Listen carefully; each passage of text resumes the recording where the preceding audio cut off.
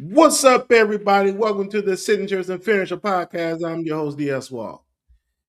I'm in such a great ass mood today. It's beautiful. Because you didn't watch SummerSlam, right?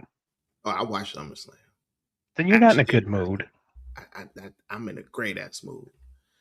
Even as bad as SummerSlam was, I'm in a great ass mood. Joining me today is the guy who told me personally the WWE is killing him softly. I don't believe it because he's not still killing alive. me, no. Killing my love of wrestling for the second time, yes. Same thing, but he's still alive, ladies and gentlemen. Don't I'm let still him gonna fool be you. here. Don't let him fool you. That is the invisible man himself with the invisible big hand, Jamie. Big head, please. Please. So how did you suffer through SummerSlam? Oh, SummerSlam was fine. It was Actually, not I did a fine. quick It was review. garbage. I did a quick review. But I'm going to tell you what I said because,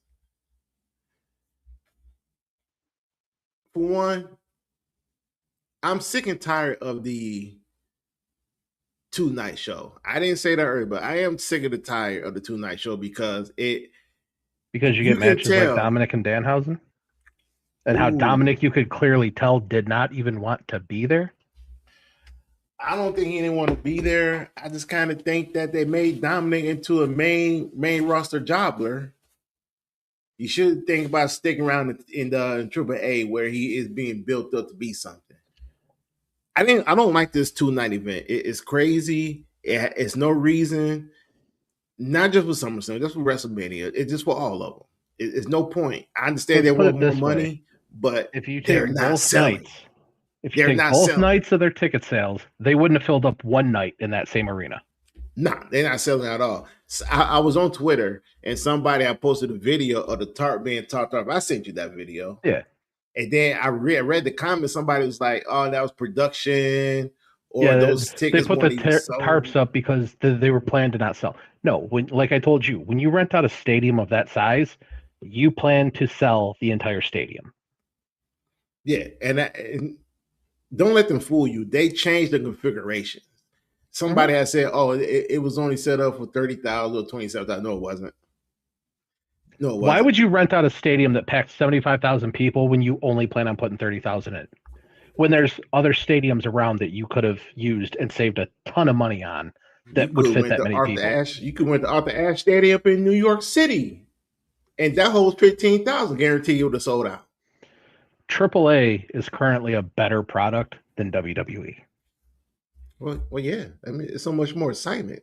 And may I say, The Undertaker is doing a better job creative than Triple H. I said it out loud, but I don't think I was supposed to. Because as he said, don't criticize creative, criticize the talent.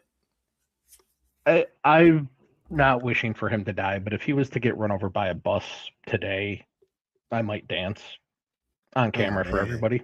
Oh, man. That's brutal. He's so bad at his job. And the fact that they gave him an extension, like, and then he comes out and makes the comments that he makes about, oh, it's up to the talent to show up, and these guys are at this level because they're consistent and blah, blah, blah. You need to create your own spotlight and this and that. LA Knight is the most organically over character you guys have had since Steve Austin. And you actively go out of your way to screw this guy every chance you get. I'm kind of wondering, since he got the pin on a Uso, is he going to win Money in the Bank?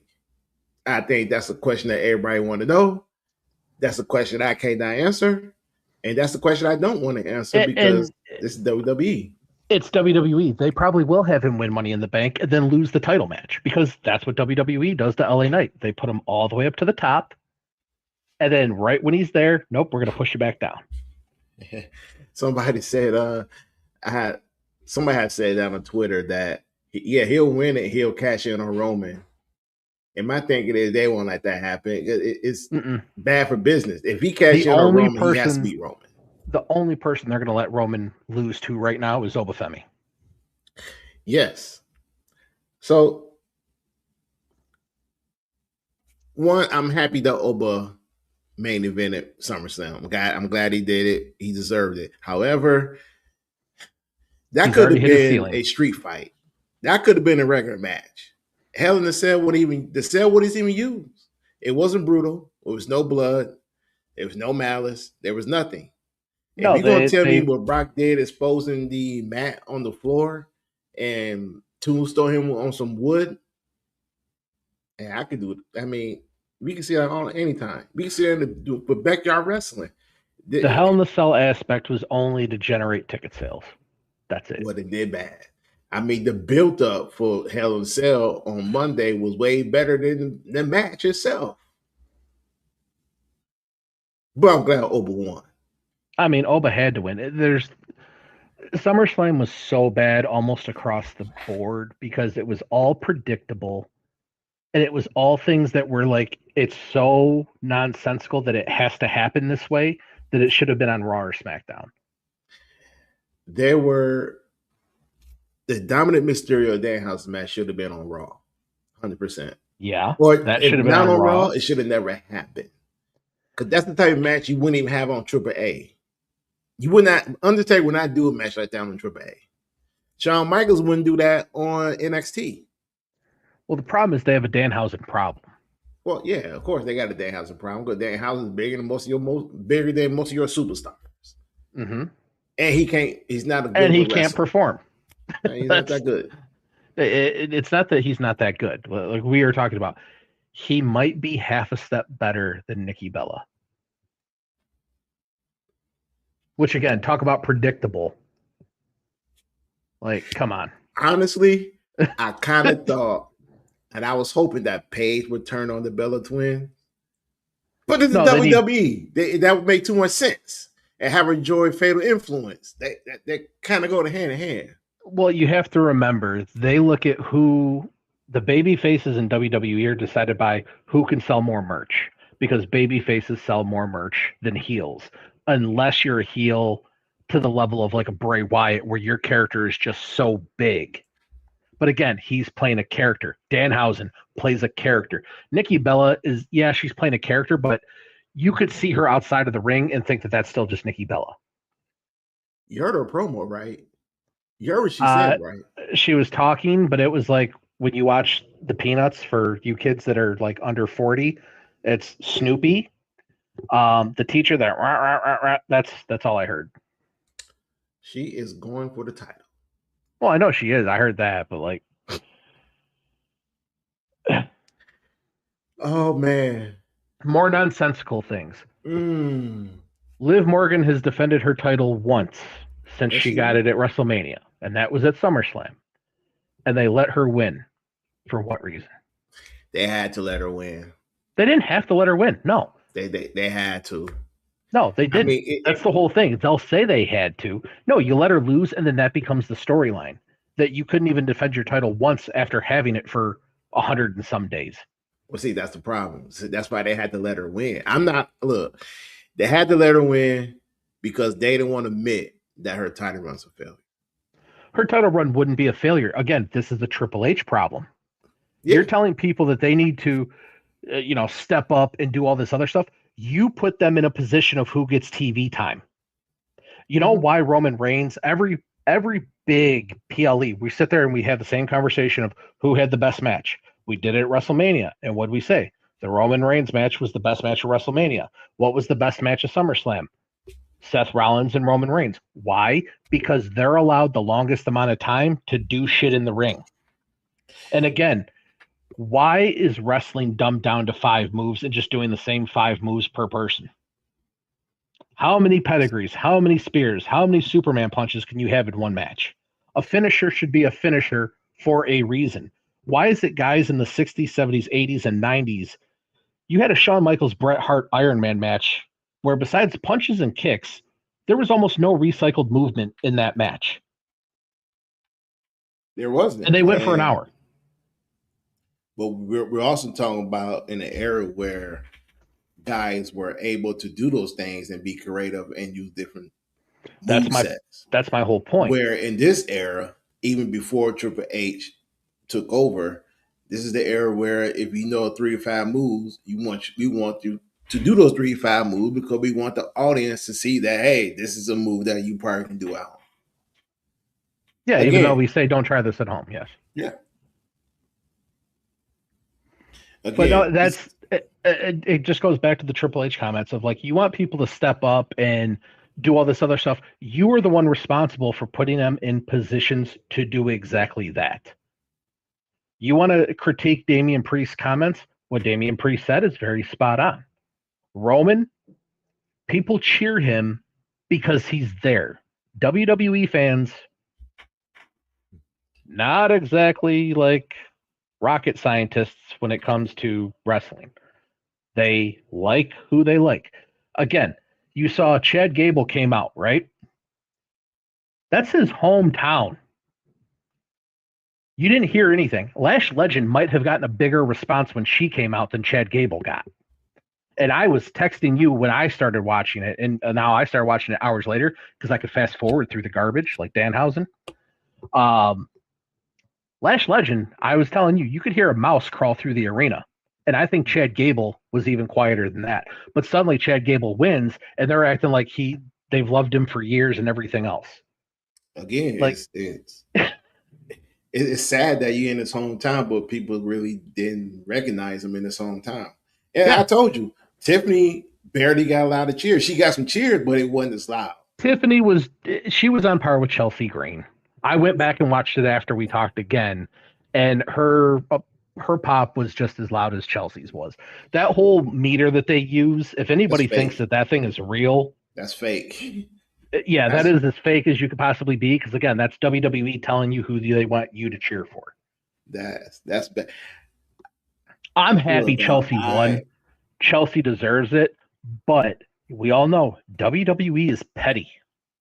Now they either told her to say that thing about Michael Hayes and everything will be okay, or if she thought she was getting one in, she could lose the title tonight for all we know. I think she got that in. I don't think they told her. I think she got it in too. Because even Corey Graves was like, if you know, now. you know. Yeah, he's still with the company too. Yeah. Yeah, so that's like what better announcer do they have than Corey Graves? I love Wade Barrett. Wade Barrett's not nearly as good as Corey Graves. No, I was kind of surprised he wasn't sitting at the commentator booth. They don't let him do it. And I get it. He does all the extra work with AAA. Like Corey Graves works harder than pretty much any of them because he has to make AAA sound good for the American audience. No kidding. So I think here's my only issue with Chelsea Green, and I want her to stay champion. The issue I have is he gonna get over his politics and let Chelsea go over Rhea? Is he gonna get over his hard on over Rhea and let Chelsea just take over and Chelsea have a nice title run? The women's division is so good, and Rhea has been so bad for so long. I don't understand it. Like, again, we've talked about it. Is Rhea Ripley strong? Yes. Is she nearly as strong as they try to make her out to be and try to have her do moves that she has shown she's basically not capable of doing? Like, let her wrestle within what she is, but they want her to wrestle like she's Raquel Rodriguez, basically, and she can't. She can't wrestle small either. Exactly. That's the problem. Either. She's a tweener. And I love Rhea. I do. But her gimmick is stale. It's been stale since she got out of the Judgment Day. Hopefully she comes back like we talked about it a couple months ago. If she came back with the blonde hair and things like that, just to go with like a heel persona and save that whole gothy look for like being a baby face, that would be something refreshing. And I could get behind it. But if she's going to come out and just be the same Rhea Ripley for like the 1000th time, like there's nothing there anymore. I also said she was better with Damian Priest and Finn Balor. They don't got to be the Judgment Day. They can be another different name. Leave Finn out of it. Finn has a chance to actually be a champion again, so leave him out of it. Just put, again, why are we not doing mixed tag team wrestling? If AAA is basically kicking your own ass inside of your own company, why don't you look at some of the things they do and maybe copy it? The mixed tag team thing seems to be a pretty big deal for AAA. You've got more than enough real life couples and more than enough fake couples in WWE. You could pull it off, and it would probably be one of your most entertaining things. Secondly, why do we not have a light heavyweight championship? Well, because those two Guys answers, like Finn Balor, Chad Gable. I Imagine can a answer Chad that real Gable Finn quick. Balor match. We can answer. They already answered that question. Why they don't got those? They don't Well, I have know those. why they don't, but it's like a rhetorical No, question. no. But I'm saying though, yeah, but they're not going to use them. They don't Hey, use none of their champions. tag team wrestlers, as you know, we officially hate tag team wrestling here in the WWE. So we're going to retire these belts for a good long while, and we're going to focus on doing this. We've seen them do it before, not with tag teams, but hey, European champ D'Lo, you've been great. You're the world's longest European champ. Guess what? Nobody gives two shits about you, so we're just going to retire this belt. Yeah. I have said this, and this goes to response to the Danhausen and the Dominic Mysterio match. I look at this and I say Carmelo Hayes, Jordan It's not Grace, being used. Montez Ford, they all sitting on the sideline. Julia, who had to put out a statement out there why she got squashed by Last Legend. They all just sitting there like, yeah, I could be on the SummerSlam card now, but we're gonna be here signing autographs at the I like Lash SummerSlam Legend, convention. but what value did she add to that match whatsoever? I think what they did with her is that they want to see how far along she came. And That was not the match to do it in. That's not a match to show what you can do, well, unless I you're know, Chelsea Green. I know, but still, though, I mean, if they allegedly see her as the future and they're going to put the title on her, let's see how far along she came. She's been teaming up with Nia Jax. She was not there to win at all. But it made sense if you put Roxanne Perez on there, the one you said that's the prodigy, the one who is supposed to be your champion, and she has not been involved in anything important and God knows how long. You had two strong women on there that aren't going to take big bumps in Lash Legend and Jade. Ladder matches are there to serve what purpose? Big bumps. It's like a Hell in a Cell match. What's it there for? Big bumps. And the only big bump I seen Jade take actually was when she and Charlotte went off the ladder. But look, I'm not a professional wrestler. I can't tell if they landed hard or soft, but I can tell you that's the only big bump I seen. Mm-hmm. And I can also sit here and tell you that the ladder match wasn't bad. I actually enjoyed it. I just kind of felt that there were certain wrestlers that were just out of place in this whole thing. Lash Legend, love her, do a solo program with her. She didn't need to be in that match. That should have been Julia 100% because Julia's going to take those bumps. It's like when you go back and look at when Tiffany Stratton won Money in the Bank in that ladder match. Who had the biggest bumps in that entire match and did them repeatedly? Chelsea Green. Chelsea Green and Tiffany Stratton were the standouts of that entire match. Tiffany had great moves in that match. Chelsea took the amazing bumps in that match. I could sit here and say that Charlotte and Jade should. Charlotte didn't need to be in there. I was fine with Jade in it. Charlotte's not going to take those bumps with her knee. Like, what are you thinking? She had what, 3 knee surgeries too? Yeah, she and that's why it's like I don't watch wrestling as a fan anymore. So like I look at things like that and I'm like, what are you doing? Like it's not even entertainment at this level. Like she's not going to get up there and take a big bump with her knee in that condition. Like why isn't Roxanne Perez in there? Why isn't Julia in there? I could have made a case that Sol Ruka should have been in it. I kind of feel. Why wasn't Michin in there? Michin is the one that deserved to be in there just based on her character alone. Lyra Ventura.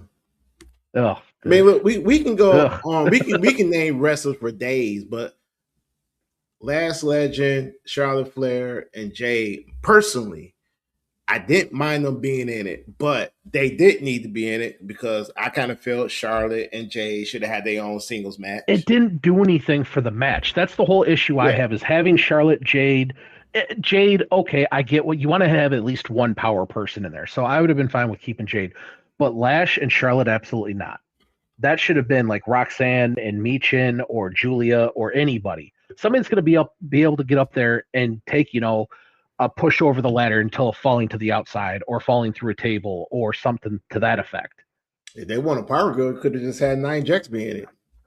Yeah. Well, I mean, Nia. She's skinny now. Well, I was going to say they're waiting until Nia's at like 100%, and they're just going to bring her as like a bombshell. Yeah, I mean, I'm not. Look, I enjoyed the ladder match, and they made the right call. And like I said, my only concern is Triple H gonna allow Chelsea Green to go over Rhea and make this and make this so bad. They talking about she might be back in a few weeks. No. I kind of thought that when you're interim champion, the champion gonna be out for months. But yeah, I hate the whole interim champion thing. The interim champion thing is just like I was telling you on, I think a text message before. That all started with boxing because you needed to promote events. That's where it came from. It was to promote events. This is scripted fake wrestling. Like anybody that still thinks that this is real, don't mean to hurt your feelings, but Santa Claus also isn't real. You just broke a lot of kids' heart. You don't need to have an interim champion in fake wrestling. You just simply say Rhea Ripley can't compete for the foreseeable future. We're stripping her of the title. Done. Then she comes back. Guess what? Your bad creative writers don't have to think of a story. It's already there for you. I was the champ. I never lost it. It was taken from me. You're my enemy. Here we go. And then you let them rise to the occasion, as Triple H would like to say. We put you in the position. Now you need to rise to it. But again, perfect example of why people are pissed with Triple H. Love Kevin Owens. Huge Kevin Owens fan. Prefer Kevin Steen. But what do I know? Dude hasn't wrestled in 17 months, comes back, and now he's the number one contender. It's not Like, well. don't get me wrong. Sami Zayn is not going to sell tickets, as we all know. Finn Balor, if you would let him be Finn Balor, can sell tickets. But a Finn Balor versus Sami Zayn match, did I know that they were going to make it a fatal four-way? No. Did I have a feeling that Randy Orton or somebody would get added to the match? 100%. But you add Gunther? like, and the guy that adds him is the guy that lost to him the night before? Like, come Well, on. it goes back to what. Did you see that clip where he gave Triple H his resignation? Yeah.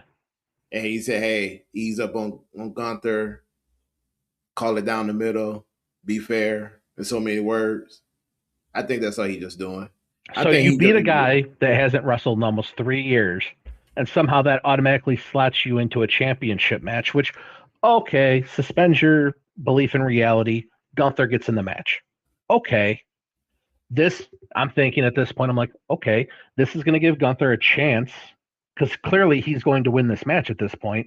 This gets him back into the main event title picture and makes him relevant again.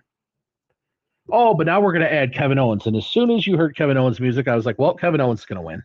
It becomes predictable. They're not going to bring him back after 17 months and have him lose. And again, how do you not have him go after Sami Zayn immediately? Kevin Owens didn't have to win that match because he already has a storyline built in for Sami Zayn. I think they're trying to make that story bigger. There's nothing to make bigger. Just hear me out here.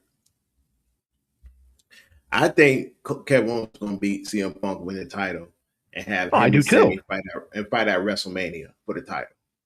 Yeah, and that one will actually sell because it's Kevin Owens.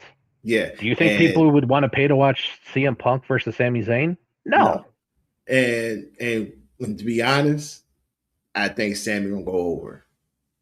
Just it's textbook 101 WWE. It is. I know you doing this. I know you don't like that, but just think. I mean, it's right there. It's what's the one thing we keep saying about the WWE that they don't write stories, they don't tell stories, they don't long term book. This is their way of. How soon do they wrestle in Saudi Arabia again? How soon do they wrestle in Saudi Arabia again? Oh, really soon. Like I think it's like August. No, excuse me, damn, it is August. Woo, I think September. Because October is New Orleans. Wait, let me pull it up. It all depends. If they're wrestling in Riyadh soon, then yes, Sami Zayn will probably win because there's only two places in the world that people give a shit about Sami Zayn, and it's Montreal, and that's even 50-50 depending on who he's going against, and then Saudi Arabia. Okay, so their next, well, Not gonna cancel that main event. That's in September. So it looks like Saudi Arabia gonna be next time will be in April for WrestleMania. Uh, Hold on. Let me I pull up don't. what I was saying. You cannot do a Kevin Owens versus Sami Zayn for a heavyweight title match at WrestleMania and expect to actually sell tickets for that. So I'm telling you, it's what they gonna do, man. I mean, like it's as far as I'm concerned, Sammy, hey, we put the belt on you. The reaction was basically a corpse, so that's why we took it off of you. You didn't rise to the occasion, so have fun at the back of the line. You're a Grand Slam champion. Now you can shut up. John Cena had to wait till the last like 3 months of his entire career to be a Grand Slam champion. Shut up and move on. Or John Cena if you're a Santino Marella fan. the next WPW live event in Saudi Arabia is tentatively planned for November 2026. Which is Saturday night's main event?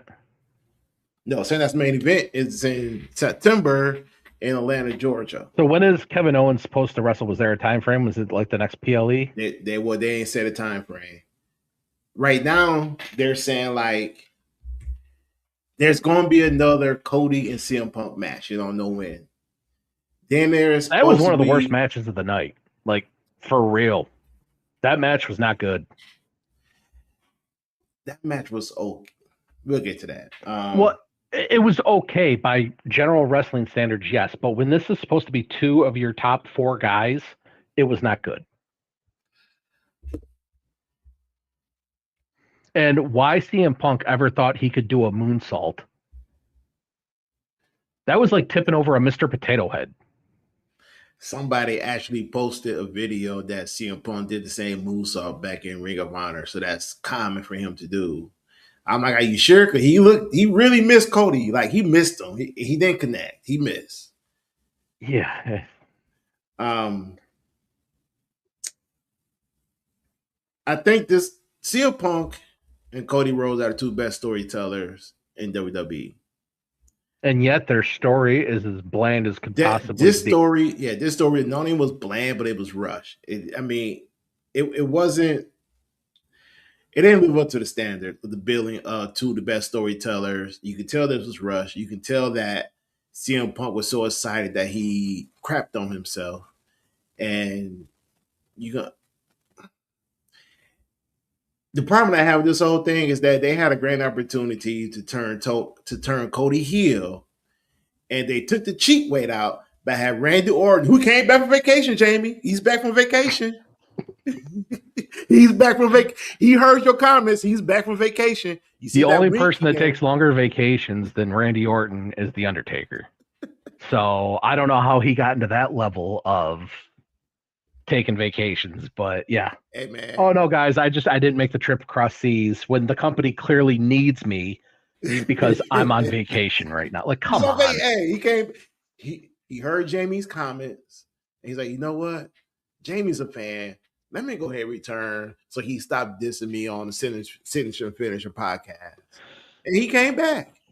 They took the easy way out by having Cody Rhodes take an RKO from Randy Orton. So therefore, everybody who's waiting Cody go heel, it's not happening. Triple See, H. that's the name that I have a problem with. You saying that Sammy would get the. Yeah, is Kevin Owens going to have a program with Sammy? Probably. Yeah. But would you ever? You've already got Randy back. Owens is back. That's two of your main event guys. Guess who else is coming back? Guess who else is coming back pretty soon? I was told. Who? Drew McIntyre. Well, they said he was staying out to the end of the year because that next movie he's doing. Well, but again, Drew is basically happy just being a mid-card U.S. champ, Intercontinental champ. Basically seems to be the rest of his career at this point. Doesn't matter how good he does for them. That's why he took the movie. Doesn't matter. He's like one step above LA Knight because he's had the belt and he's had main event matches and programs. But they don't ever let him do anything, and he's still the best heel you have. And when he's a face, he's one of the better faces that you have. How about, wait a minute. You remember once upon a time they said that we're gonna get the program of Drew McIntyre and Roman Reigns? Yeah. They'll probably wait until after Roman loses to Obafemi and basically people don't care. Because that's what's going to happen. When I was talking about WWE fans earlier, they'll boo Obafemi. If it becomes an Obafemi versus Roman thing, they'll boo Oba until Oba destroys Roman, and then they'll cheer for him like they've been his fans the entire time. Yeah. But wait a minute. Is the bloodline back together? If I remember correctly, Drew McIntyre has said that he's going to decimate every member of the bloodline.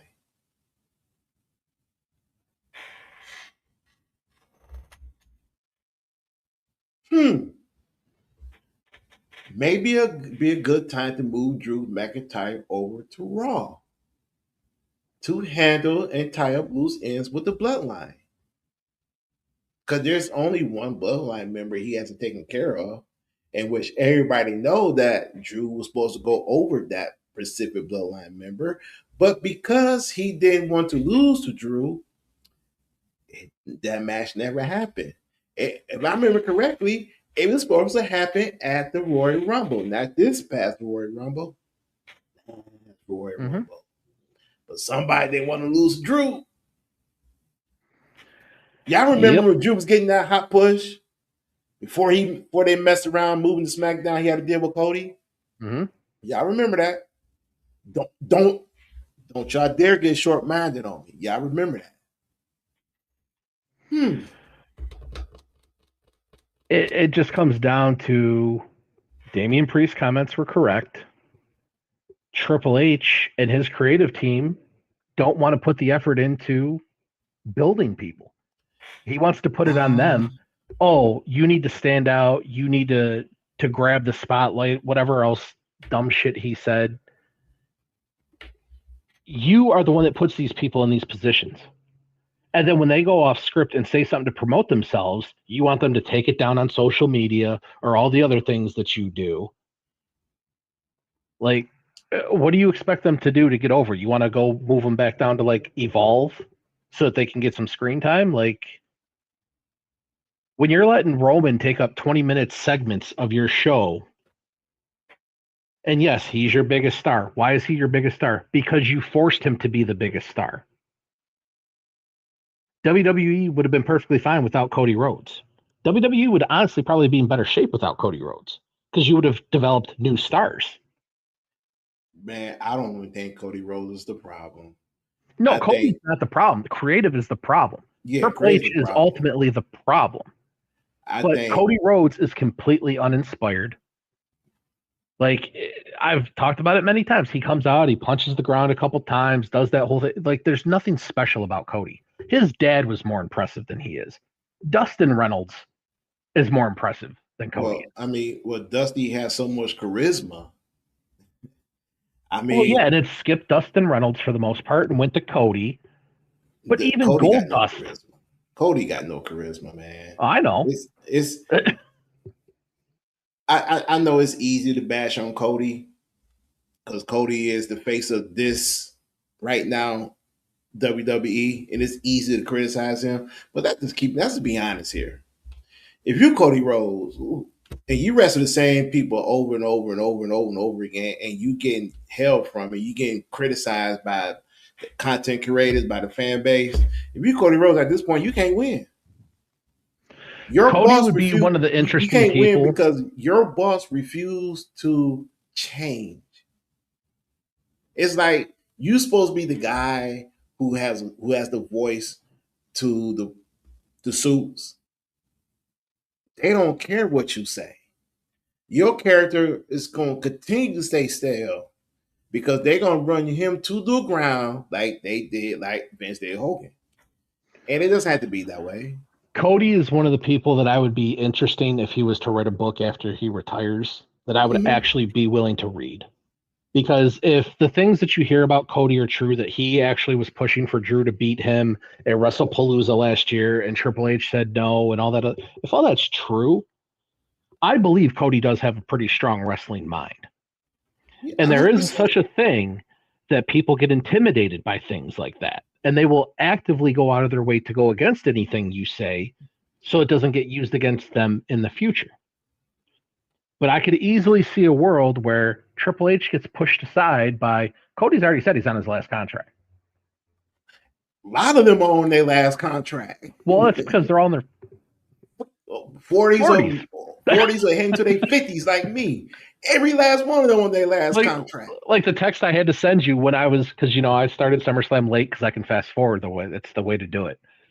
Nick Aldis is younger than Cody Rhodes. He is. People don't realize that. And yet they have Nick Aldis playing a GM. And Nick Aldis is, by today's standards, one of the best technical wrestlers in the world.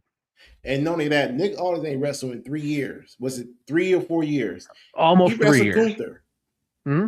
For a guy who ain't wrestled 3 years, that's good. Mm-hmm. That's not bad. But we're going to keep you as our junior manager. Okay. And he's not a bad general manager.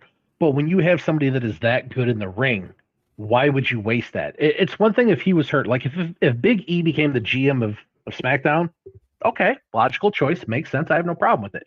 Nick Aldis can still go and wanted to still go. He had done multiple interviews saying, I want at least one more match, but I would like one more run. And he got us one more match.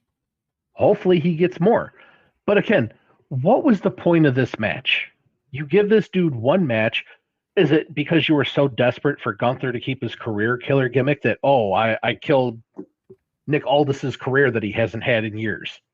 And for Nick Aldis, if he is going to wrestle more, why would you have him lose his first match? Let me put it like this. I had nothing against this match, but I kind of feel Nick Aldis should have been in the ring where Randy Orton was giving him RKOs left and right. And when he wanted that match, Tripp like, And to me, this is like their makeup. Okay, Gunther disrespect you. Okay, now we're going to put you in the ring. But the whole way that it started was so soft. Oh, Nick Aldis gets suspended because he pushed Gunther. This dude's been, like you said, RKO'd. He's been beat up by Jacob. Like, he's been beat up all over the place. How does Adam Pearce never get attacked by anybody?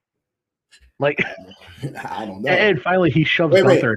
I think he did. Braun Breaker attacked it. Adam Pearce. That's right. The one time he did. Yeah. Adam Pearce is not getting back in the wrestling ring. You can beat him. And nobody wants him to, because let's be honest, Scrap Daddy wasn't all that good to begin with. No. Scrap Daddy had a half a good run. That was it. Yeah. But Nick Aldis, again, this is a guy who took about 4 or 5 RKOs on Randy Orton, and Randy Orton challenges manhood every time on SmackDown. And you telling me that you would not put Nick Aldis in the ring with Randy Orton? Because let's keep it real, we kind of know that Randy Orton will lose to Nick Aldis. Excuse me, I'll call him Magnus. Or, hey, that was his wrestling name. I know. You put him in the ring with Gunther, of course he's going to have to lose to Gunther. They won't make Gunther look strong, but he made Gunther look good.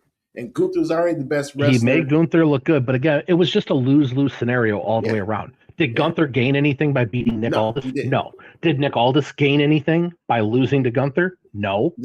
I forgot this gentleman's name. I wanted to give him a shout out, but I forgot his name.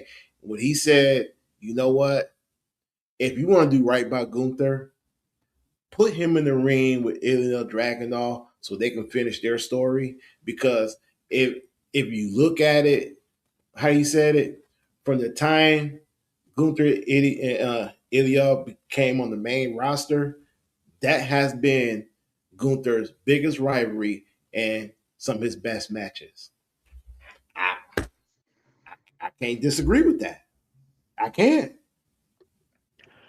I'm like Ilya Dragunov's biggest fan, so I would love to see any side of Ilya Dragunov doing almost anything. He can come walk my dog just to see him. I don't know. Like, yeah, well, I mean, he's bound to get released by WWE at some point, so Overall, it just goes back. I had said this early on the review. You can't have one night say the other night. They have to be balanced. Yeah. If they're not balanced, you can't sit here and say, "Oh, night 2 saves SummerSlam," or night one ruins SummerSlam. No, both nights have to be equal. And that's the problem. WWE does not want to be equal. They want to give you one night where you get the matches you want, but they're not going to be as good as you think. Night two, we're going to give you the matches that we want, and it's going to hit a home run. It can't be that way. It can't be that way at all.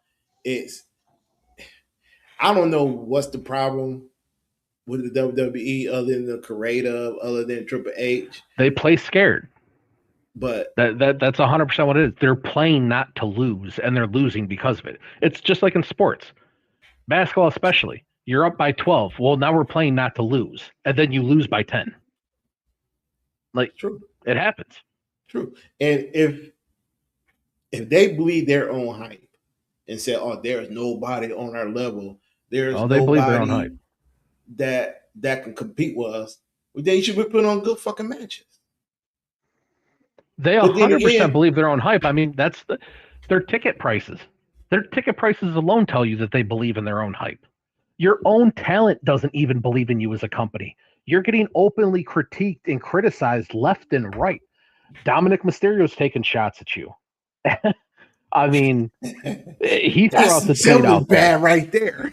Yeah, like that's second generation WWE talent taking a shot at you already. We talking about a guy that weighs $150 taking shots at you, bro. Yeah, like Dom's taking shots at you. Other guys have taken a shot at you over the course of the year. LA Knight has said multiple things, which is probably why you don't push him. But like, I don't know what they expect people to do. Like, you got to be sucking Triple H off somewhere to get a shot anywhere. And again, it's the same couple guys, and people are just tired of it. It's not just me. Like anybody I talk to about wrestling, like I don't watch, or even like diehard people, like my buddy Ray. This dude's probably more diehard than I ever was. And even he's like, dude, he's like, it comes on and I flip the channel every like 2 minutes just to see if something changed. It's always Cody, it's always Roman. I got to an argument with a diehard WWE fan this past weekend. And for that, I want to apologize because I lowered myself to that standard to argue with a diehard WWE fan. Now, just to be fair, AEW, I know somebody will probably send a message or something about the Jon Moxley video. I've had the same critique of AEW. They might technically be better wrestlers overall as a roster. They have a gigantic problem that they've always had. They have terrible timing. Jon Moxley having to roll into the ring to take a top rope move is about as bad as it gets in the standard of professional wrestling. Like, dude was on the outside of the ring, had to roll into the ring to lay down so that I think it was Bandito could do a splash on him. There's nothing I can say with that. There's nothing I can say. Can't defend that. And again, I'll be fair to both sides. Now, if you want to talk about Maple Leaf or MLW, that they seem to just knock it out of the park consistently. Like, yeah. So, I don't want to bring his name up anymore. It was my last time I bring his name up. So this WWE fan on YouTube has said somebody had mentioned The Rock. It was, and I was dying laughing because it was how he said it. He said something about, you smell the shit that is cooking, and some other things after that. And the guy said, well, The Rock cowardly left. I said, well, he didn't cowardly leave, but I do believe there is some issue with some beef with him and TKO. And he told me, check my sources. The other guy said, check my sources. The Rock got loyal to people in the TKO, yada, yada, yada. I was like, ask Ari about that. And I sent him my source. I sent him KC. Shout out to them, the article. And when I sent him that, he never responded back. But somebody responded back, and he said, it makes sense. And go along. I got to give my tag team partner here some credit here because he's the first who said it. Now I heard another guy said it. The Rock's playing the long game. The long game is how much you want for the company. Yeah. So I can fire everybody in creative. I can sit there and bash my head against the wall dealing with this idiot over here. And that my arm going towards you was not intentional. I forgot my camera's mirrored. Yeah, you should have smacked me back in my head. I appreciate it, bro. Appreciate it. But no, from the Rock's perspective, I can go and battle with Ari and Nick Khan over Triple H's stupid booking constantly, or I can just put my hands up, walk away, and just say, "Call me when you're ready to sell." And I think everybody keep forgetting he has Vince McMahon's chair. He is the main guy on the board on the WWE side, higher than Nick Khan, by the way. And people like all of this is lining up in a very good way. The Janelle Grant stuff is gone.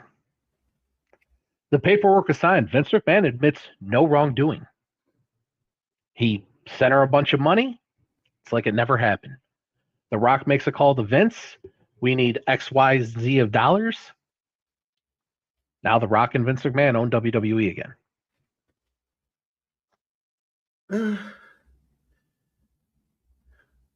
It's going to take a long time to warm up for Vince. But I do agree on the Rock side. Oh, TKO isn't going to care. If you're selling the product, they don't care who they're selling it to. So, well, technically, for all that to happen, you already know what needs to happen. They can't be public no more. Oh no, the company 100% wouldn't be public. Vince has already learned his lesson from that. They can't be before they even think about Vince coming back and all that. It can't be public at all. Well, no, and I don't think Vince would get into a position where he ever took the company public. He learned his lesson after not having control. And again, people like I said, it was a bad idea back when I was a 17, 18-year-old when the company went public. Like Vince McMahon's a control freak. You can't take your company public when you're a control freak because you don't have control. No, you don't. And to all those people who criticizing Steph McMahon and Triple H's daughter for singing God Bless America, shame on you. That young lady, I don't care how good or bad it was, that young lady sung in front of thousands of people, something that none of us would ever do. And she did a hell of a job. It wasn't, I don't know what y'all was expecting. I don't think they were critiquing her singing. I think they were critiquing the fact that it was their daughter singing it. Of course. Like, hey, how are we going to boost your career? Oh, we're just going to put you on the event to sing. Yeah, trust me. She got nothing to do with the WWE and all that stuff. I mean, the last person we seen to sing for the WWE that their father or mother was part of WWE was Hulk Hogan's daughter, Brooke. And how did that end it? Yes. So let's get to the main topic of the show that we have put together. Jamie, when you was growing up, the answer is Heat Wave.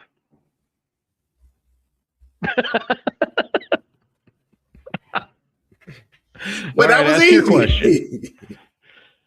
You tell me a show that pound for pound, year over year, was better than Heat Wave for ECW.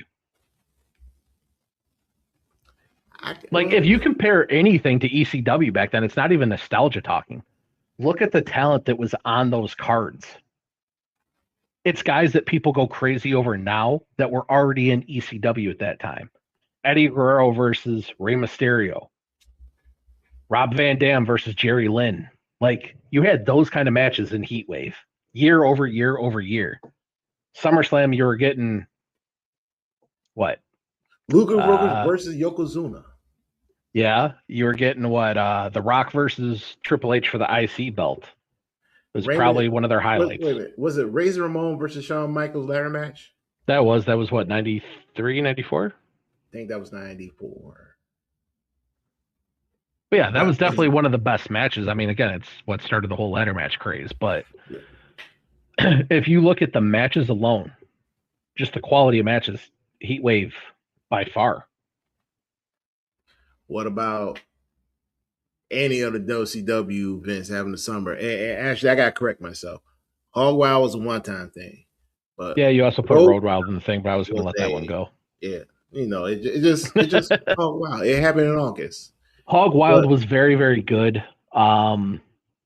the Steiners versus Harlem Heat was probably the best match.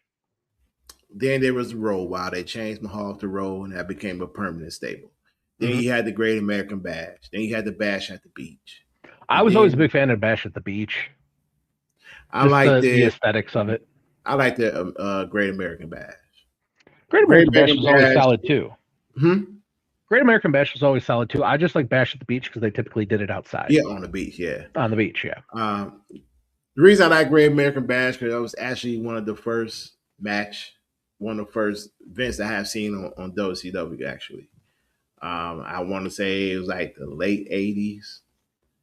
I think it was like '89 going into '90 when I seen Great American Bash, and that's Well, when yeah, I got Great hooked. American Bash was like their big Starrcade and Great American Bash were like Yeah, their two mega events every yeah. year. Yeah. And the very first few I seen was Vader, Sting, Ric Flair, Luger, Barry Windham, um, Dusty Rose. I mean, I can go on, man. I mean, I loved it. I mean, I Early thought, WCW, like late 80s, early 90s WCW was great. oh yeah, Unless you're like a real wrestling fan, you probably don't remember it.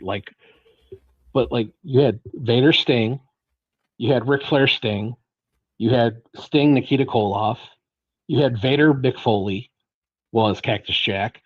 But you had all these different great rivalries of all these legends that could go in the ring. yeah. And that's not even talking getting into like the Steiners versus Harlem Heat when Harlem Heat first came around in the early 90s. Steiners had already been around. You had the Road Warriors mixing in there, popping in and popping out between them and WWE at the time. You had Doom. Yeah. You had the Great Muda. You had All the great Japanese partnerships. Yeah. So and look, I know everybody make fun of WCW because WCW was filming in the TV studio in Atlanta, Georgia. Correct. It was. It was Just like also the first one to NXT. go live too. Yes. And just like NXT is filmed once upon a time at Full Sail, a college, a media college, Yeah. with a I crowd was with of the Full 200 Sail. people. Same type of crowd as WCW. WCW Saturday Night was that hook. And I can sit here and tell you, when you see Dusty Rhodes or Ric Flair cut a promo 3 feet from you, you was tuned in on it. Trust and believe. Well, that you have to give WCW a lot of credit because Vince would have kept taping shows.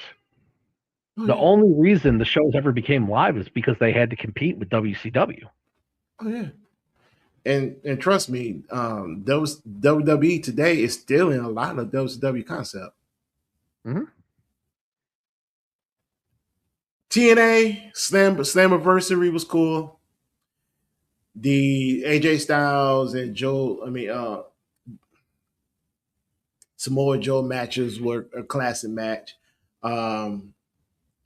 Any match with Beer Inc. was in, tag team match was great for me. Beer Money. Yeah. Beer Money Inc., baby. Beer Money Inc. Beer Money was always good. And James Storm wrestles for JCW. yes. The APA apparently are now in JCW. The APA? Yeah. They actually Bradshaw found posted Farouk? on his yeah, they were calling him Farouk, yeah. They actually found him? Yeah. He was out Damn. there. I saw screenshots. I didn't go to it, but I saw screenshots that they were standing in the middle of the ring. Damn. Bradshaw's a huge fan. Bradshaw talks about him on his podcast all the time. Yeah. And he does Triple A. Mm-hmm. Wow. I'm about to catch an episode. They found Farouk somewhere. Yeah, I think they're 7 or 9 weeks behind. So you got a few weeks, but they film like 7 to 9 weeks in advance. Nah. All right. Cool. And the X division, what I always think about Slammiversary versus the X division, and then the 6-sided ring. Thank you, TNA back then, I want to say early 2000s, maybe early 2000 to the 2010 was on fire. Mm-hmm. I hate the fact that they never capitalized on their momentum. I hate the fact that where they are right now. But Slammiversary was one of their better pay-per-views in the summer. Shout out to them. And to a lot of people who don't watch New Japan, that G1 Climax is that deal. Trust and believe that. I remember not too long ago when I did valet parking, me and some of the crew, We'll get with the bellhops, and we'll be watching G Climate while we working.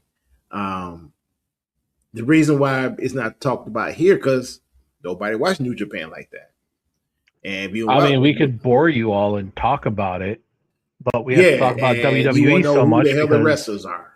yeah. But Do you back think I want then, to talk about WWE 90% of the show? No, I don't. no. And back then, it was the Young Bucks, it was AJ Styles, it was Kenny Omega, it Finn was Balor. Balor and the Crew, it was the Good Brothers, the Great Muda. Back then, in the early 2000s, I want to say up to about 2017, 18, that G1 Climax in New Japan was some of the best wrestling you've seen. Mhm. And the one thing about New Japan is that they want some of the best wrestlers in the world to participate in that G1 Climax. Only WWE didn't want to take that bite because they know they send their guys over there, their guys will have to lose. Mm-hmm. So there were a lot of great pay-per-views in the summertime. I want to say like from June to August. There was a lot of great pay-per-views from a lot of different wrestling promotions. It takes me back to where summertime, if you're a wrestling fan, was fun. Mm-hmm. Summer wrestling was fun. Heat wave, like Jamie said, was great. I don't know too many of y'all were Sandman fans, but this guy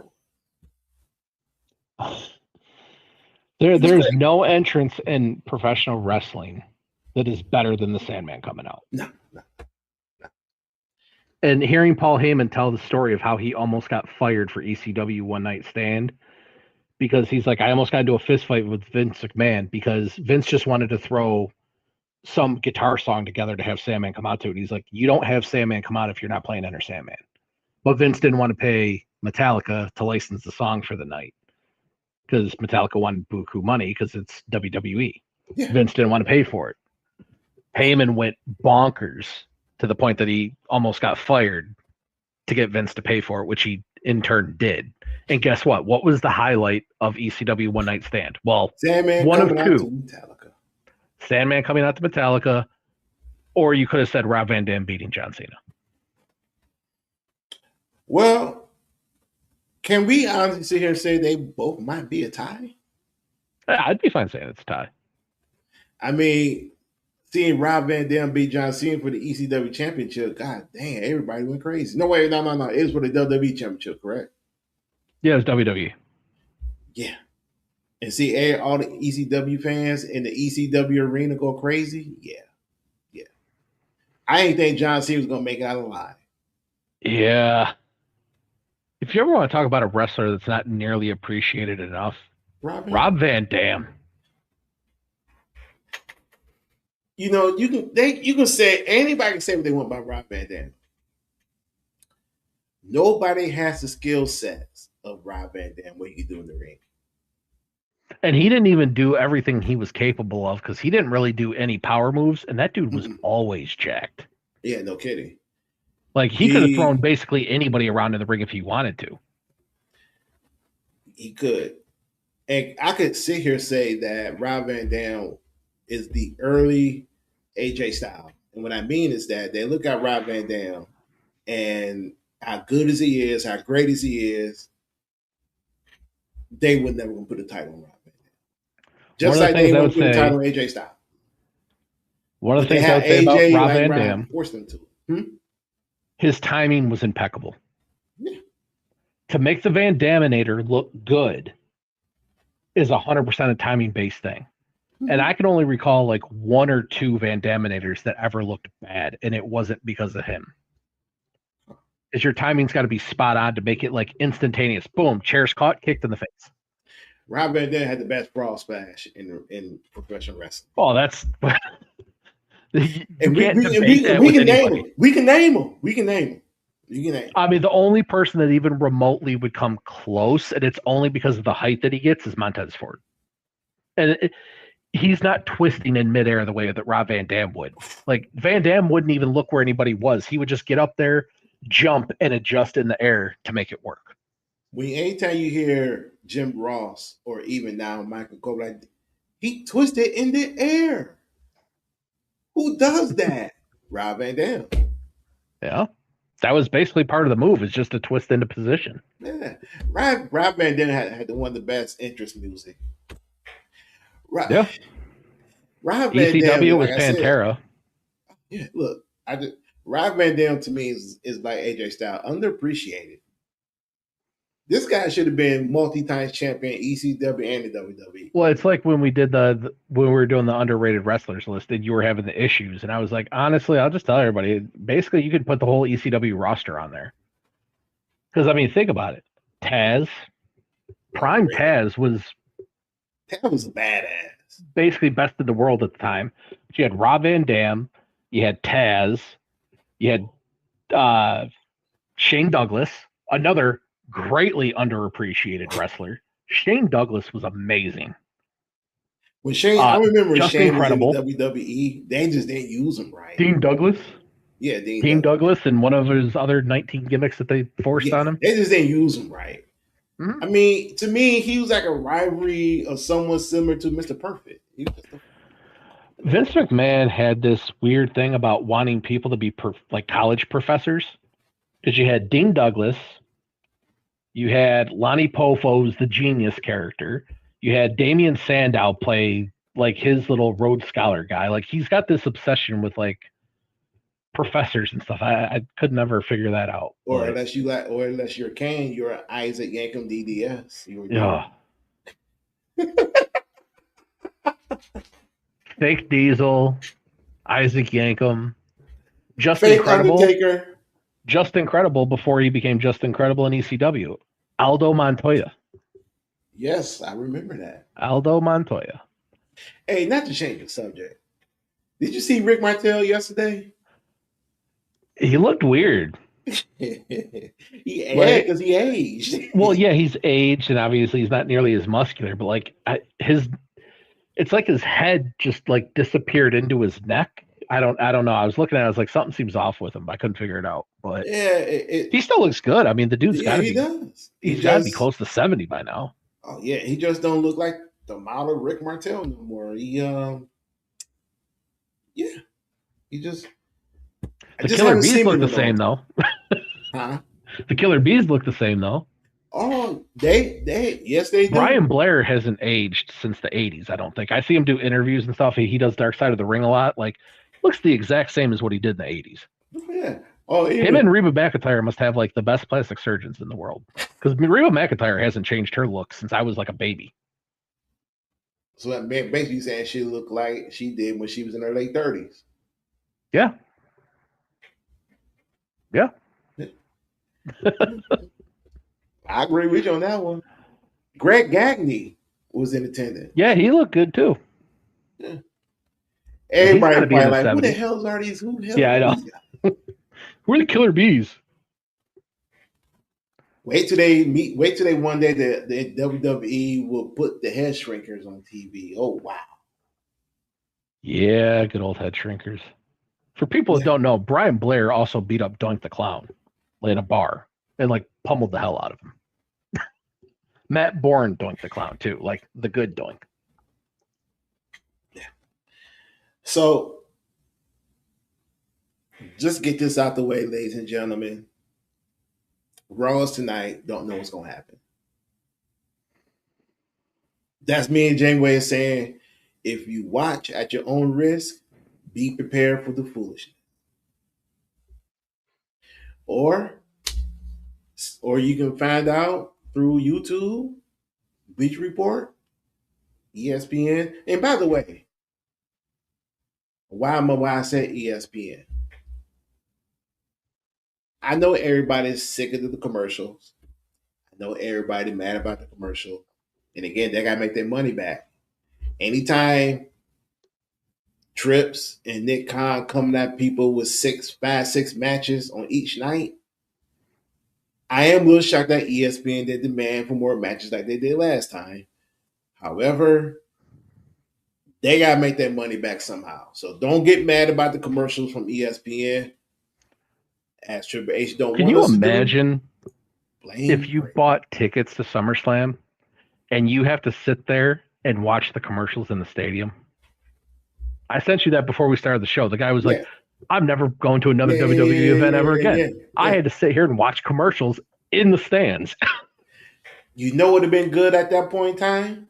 Danhausen, If WWE want to get their money's worth, where's Danhausen? Start shooting go, up shirts. yeah, go start shooting the shirt cannon off. Yeah, I'm not. We're not making a joke. We're just saying that that's what they did back in the day. Yeah, They kept you entertained through intermission. If it wasn't from somebody throwing shirts into the crowd, it was the announcers reading signs. If they weren't doing that, they and found that was ways to keep only you during entertained. TV breaks on, forced TV breaks that you have to take. They have, a lot of times, especially when Vince was in charge of the Attitude Era, Trish Stratus would run out there with a T-shirt cannon, or Mickey James or Lita run out there. Well, it used to be like Lita and the Hardy Boys back then. They'd run out there and do the T-shirt cannons and stuff. But to be a PLE, which is supposed to, in essence, be commercial free, I get it. ESPN's got to make their money back. Doesn't mean it's any less annoying than what it is, because they're like 5-minute commercial breaks.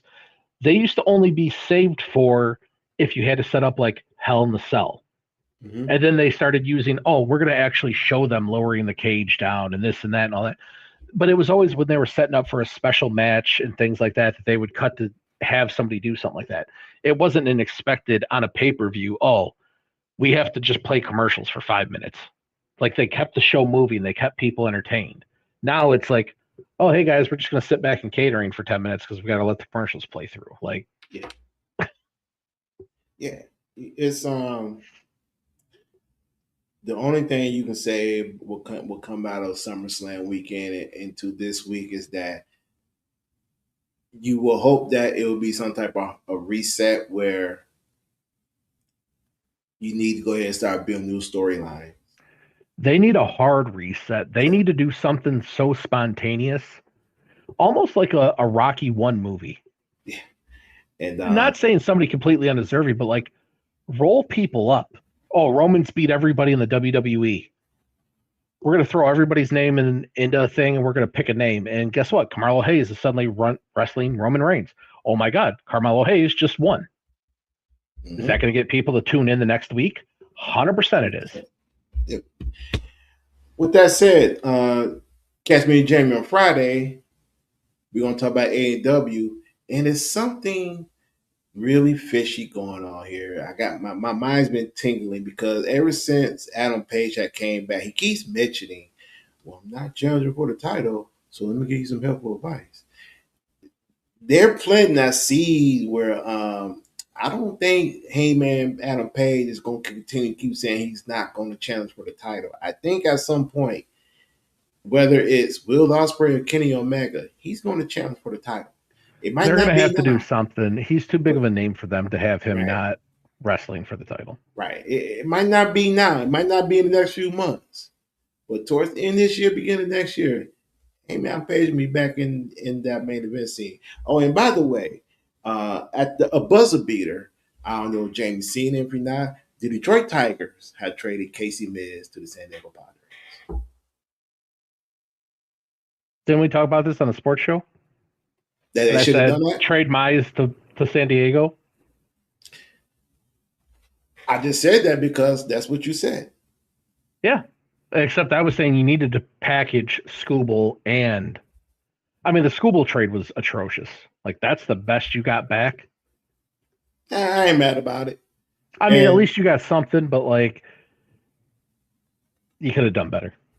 They couldn't drive up the bidding war. But yet, And yeah, trading Mize that's just throwing up your hands saying, we're done. Season's over. We're just gonna walk away now. Yeah, because who'd they get? According don't they? But also according to this, our future number one pitcher, Jackson Jobe, is now in triple high A pitching. Don't know how he's going to be there. Yeah, they were saying he was supposed to be back in the next month or so. So it didn't say who they got for Mize. Nope. Well, that's always a good indicator. And to not to piss off Jamie, but Jack Flair is not the number one pitcher on the team. With that said, Yeah. I'm going to go throw things through my window now. don't do that. You're gonna disturb my knees. I think she's still taking a nap right now. Yeah, don't throw anything out the Nah. All right, phone, that's your saving grace. The baby's sleeping. Yep. And it's this guy here who said they should have traded Jack Flaherty with Scoobo. And they didn't do it. They didn't do it, ladies and gentlemen. They didn't do it. No, you could have got a better haul. Casey Huh? Mize, Tarek Skubal together, you could have basically taken half of somebody's roster. But now, what do I know? You know shit, according to the Tigers. Scott Harris is a better GM than me. Yeah. With that said, me and Jamie back tomorrow for Double Drill Podcast. Then you'll see us again on the Sin Sprinter Podcast on Friday. And make sure you catch my interview with V. Davis on KDKWB Radio next Monday. So with that said, everybody, thanks for tuning in. We see you guys later. Peace and out, and watch your rest.